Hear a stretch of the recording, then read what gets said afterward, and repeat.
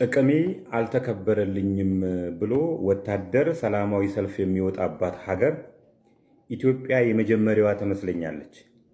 እነዚህ የምታዩቸው ወታደሮች በሰሜን ጦርና በተለያዩ ጦርነቶች ቦርድ የወጡ ወታደሮች ናቸው። ደብረ ዘይት ቢሾፍቱ ላይ 105 ካሬ ቦታ ቤት መስሪያ እንሰጣችኋለን ብለው ፕሮሚስ የገቡላቸው ከዛም በኋላ የተከለከሉ ናቸው። አሁን እነዚህ ካቢኔዎች እንግዲህ ስጋ ቤት ነው የሚውሉት። ጭንቅላታቸው ጮሟል።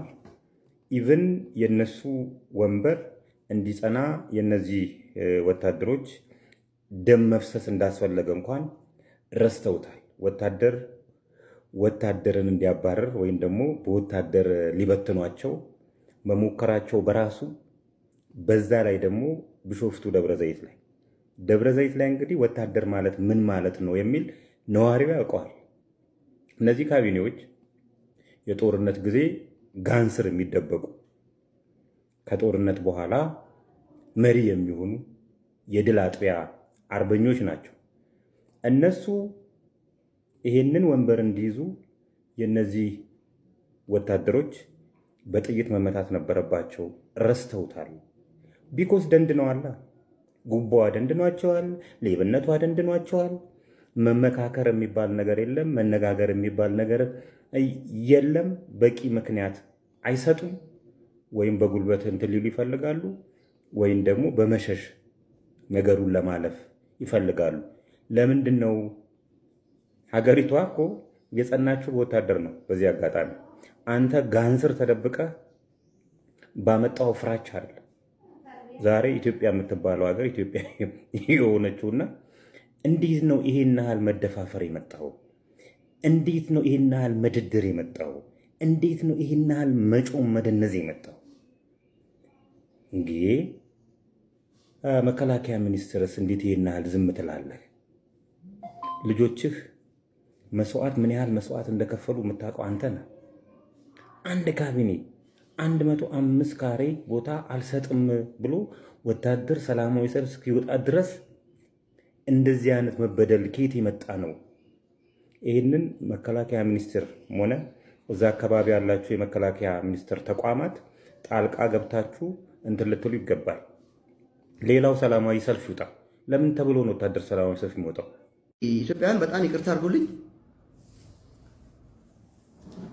ጠቅላይ ሚኒስትር አብይ ያዩትን ስቃይና መከራ እንዴት አድርገን መግለጽ እንችላለን? በእነዚህ ኩታራ ወንበዴዎች፣ በቃ እነዚህ እኮ ወንበዴ ናቸው።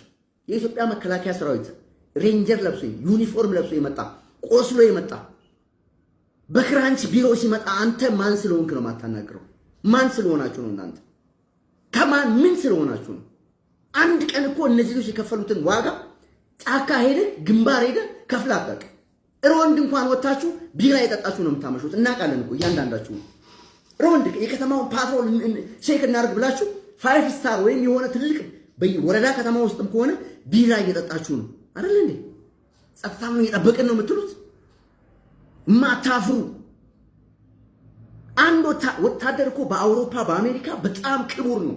ቅድሚያ ነው የሚሰጠው ለወታደር። አይደለም ተመቶ ቆስሎ ለመጣ ወታደር አይደለም እረፍት የመጣ ወታደር ይከበራል። እረፍት እንኳን ቤተሰብ ሊጠይቅ ሄዳ ወታደር መንገድ ላይ የሚያገኘው ህዝብ ሁሉ ያከብረዋል። ሪስፔክት አለ። እነዚህ በቀን 3 ይበላሉ፣ 4 5 ነው ይበሉት። እንደው 5 ጊዜ ይበላሉ እነዚህ ካድሬዎች። አንድ ታሪክ ልንገራችሁ። እኔ ውሸት ይሄ ቆርጦ ቀጠል አሉት። አንድ ጓደኛ አለኝ፣ ሰላም አስከባሪ ነው። አሁን ሶማሊያ ነው ያለው። ሶማሊያ ስለ እውነት ነው፣ እግዚአብሔር አምላክ ምስክሬ ነው። ሶማሊያ ነው ያለው። የኢትዮጵያ ሰላም አስከባሪ ማለት ነው።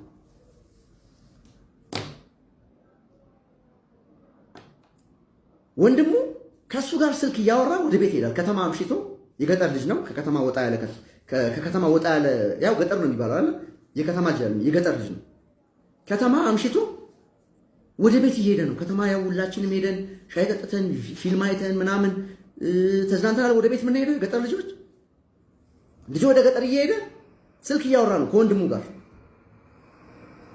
ከወንድሙ ጋር እያወራ እየሄደ ጠርተውት ይዘውት ቀጥቅጠው ከሸኔ ጋር ነው የምታወራው አሉት።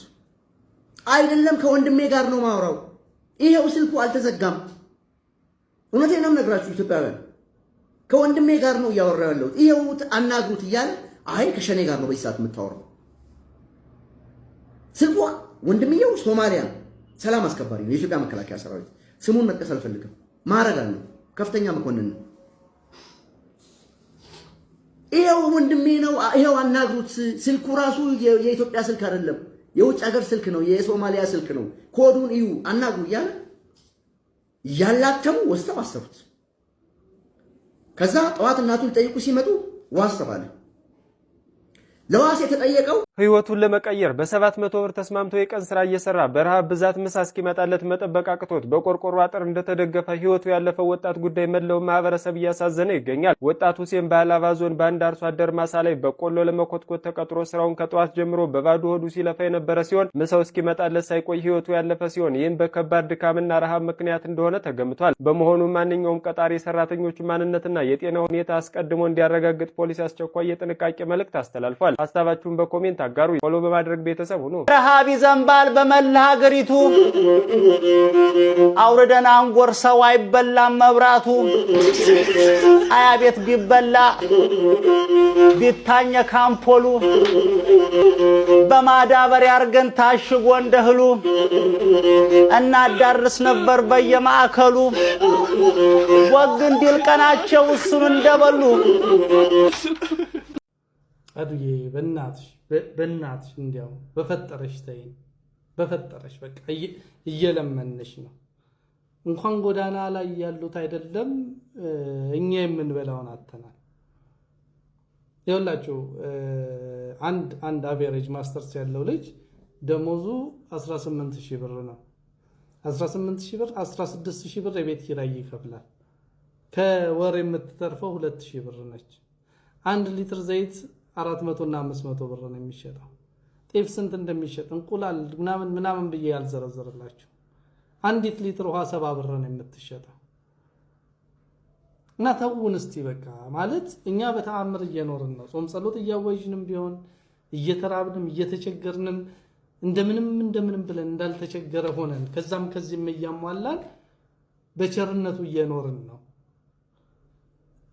የሚያስለምን ነገር የለም ማለት ምን ማለት ነው? እኔ ሁላችሁ በድሉን፣ አስለቅሱን፣ አስርቡን፣ ዝረፉን፣ በቃ ተስፋ ሳጡን፣ ግን አትቀልዱብን ወጣችሁ በሚዲያ ላይ። እኔ ይኸውላችሁ እነዚህ መብያ ሴንተሮችን ለኔ ንገሩኝ፣ እኔ እየሄድኩኝ እበላለሁ። ማለት ኢትዮጵያ ውስጥ ሰርቫይቭ ማድረግ አልቻልንም። እኔ የማውቃቸው ልጆች አሁን በቀደም ለታ ለትምህርት ቤት መክፈል አቅቷቸው ልጆቻቸው ከትምህርት ቤት እንትን ብለው